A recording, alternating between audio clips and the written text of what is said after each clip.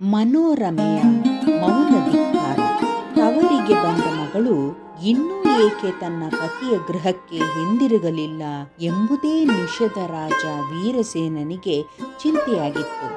ಉಡಲು ಉಣ್ಣಲು ಏನೇನೂ ಕೊರತೆ ಇಲ್ಲದ, ಕಾಲು ಕೈಗಳಿಗೆ ದಾಸದಾಸಿಯರ ಸೇವೆ ಇರುವ, ಮನರಂಜನೆಗೆಂದೇ ನರ್ತನ ಸಂಗೀತ ಕಲಾಕಾರರಿರುವ ದೊಡ್ಡ ಪರಿವಾರದ ಅರಸನಾದ.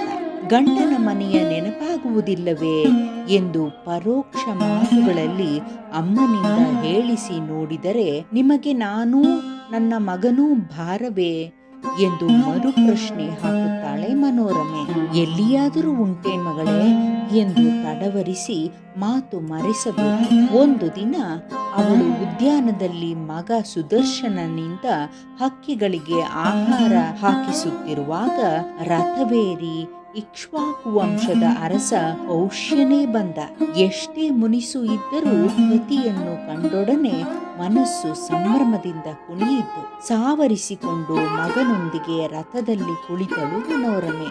ಧ್ರುವಸಂಧಿ ಹೆಂಡತಿಯ ಕೊರಳಿಗೆ ಕೈ ಹಾಕಿಕೊಂಡು ಕೂರು, ಅವಳು ಕುಳಿತ ರೀತಿಯಲ್ಲಿ ಗಾಳಿಗೆ ಹಾರಿಕೊಂಡು ಹೋಗುವಂತಿದೆ ಎಂದು ಮಾವ ನಗೆಯಾಡಿದ. ಧ್ರುವಸಂಧಿ ಪೌಷ್ಯನ ಮತ್ತೊಂದು ಹೆಸರು. ಅರಮನೆ ಸೇರುವವರೆಗೆ ಸಡಗರ, ಹೆಬ್ಬಾಗಿಲು ಕಾಣುತ್ತಿದ್ದಂತೆ ಪರಿತ್ಯಕ್ತ ಭಾವ. ಮುಂದಿನ ಅಂಗಳದಲ್ಲಿಯೇ ದಾಸಿಯರೊಂದಿಗೆ ಕಣ್ಣಿಗೆ ಬಟ್ಟೆ ಕಟ್ಟಿಕೊಂಡು ಆಟವಾಡುತ್ತಿದ್ದ ಶತ್ರುಜಿತನನ್ನು ನೋಡುತ್ತಾ ಸವತಿ ಲೀಲಾವತಿಯು ಕುಳಿತಿದ್ದಾಳೆ. ಅಕ್ಕ ಬಂದಿರಾ ಎನ್ನುತ್ತಾ ವಾರಿ ನೋಟದೊಂದಿಗೆ ಎದ್ದು ನಿಂತ ಅವಳತ್ತ ಮನೋರಮೆ ತಿರುಗಿಯೂ ನೋಡಲಿಲ್ಲ.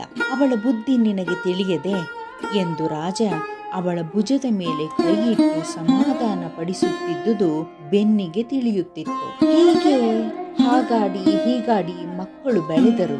ಧ್ರುವಸಂಧಿಯು ಏನಾಗಲಿ ಹೀಗೆ ಮಾಡಬಹುದೆಂದು ಮನೋರಮೆ ಕನಸಿನಲ್ಲಿಯೂ ಎಣಿಸಿರಲಿಲ್ಲ. ತನ್ನನ್ನು ಕಡೆಗಣಿಸಿದರೆ ಹೋಗಲಿ, ಹಿರಿಯ ಮಗ ಸುದರ್ಶನನಿಗಲ್ಲವೇ ಪಟ್ಟ ಕಟ್ಟಬೇಕು. ಈ ಬಾರಿ ತುಟಿ ಎರಡು ಮಾಡಲಿಲ್ಲ. ಅತ್ತ ಕಡೆ ಓಲಗ ನಗಾರಿಗಳ ಸದ್ದು ಕೇಳುತ್ತಿದ್ದರೆ ಇತ್ತ ಕಡೆ ತನ್ನ ಬಟ್ಟೆ ಬರೆ ಗಂಟು ಕಟ್ಟಿಕೊಳ್ಳತೊಡಗಿದಳು ರಾಣಿ.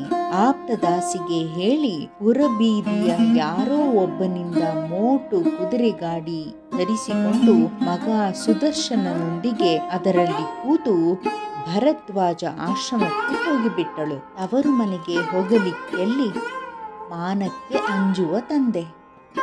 ಹೆಚ್ಚು ದಿನ ಉಳಿದರೆ ಏಕೆ ತಾಯಿ ಎನ್ನುತ್ತಾನೆ. ಆಶ್ರಮವಾದರೆ ಅಡ್ಡಿಯಿಲ್ಲ. ಕಡೆಯವರೆಗೂ ಅವಳಲ್ಲಿಯೇ ಇದ್ದು ಬಿಟ್ಟಳು.